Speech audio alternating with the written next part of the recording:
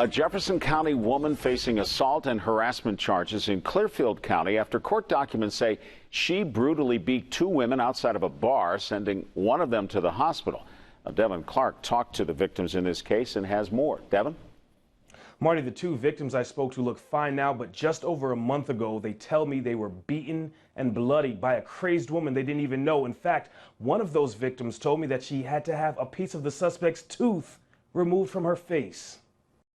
32-year-old Cassidy Kaizer sat quietly in court today as she waived her right to a preliminary hearing.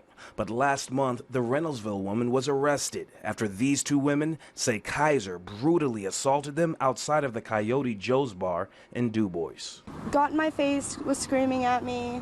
I walked away. I turned my back to walk away. I told her I wasn't going to fight her. Next thing I know, she spit in my face and grabbed me by my hair and started dragging me down the road.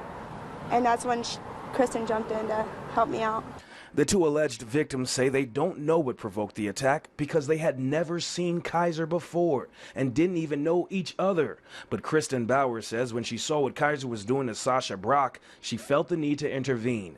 But that only seemed to make things worse. She grabbed her, had us both by our hair, and was dragging us down the road and eventually slammed us to the ground. That's when Bowers says Kaizer bit her in the cheek so hard that a piece of Kaizer's tooth had to be surgically extracted from Bowers' face. The doctor came in and he dug around in my face to try to find it. And when Bowers looked in the mirror, it was a big swollen face that didn't even look like me. Police say they found Kaizer hiding in her apartment. She told police that it was Bowers and Brock who were about to fight and that she only jumped in to try and stop it. Still, Kaizer was arrested and charged.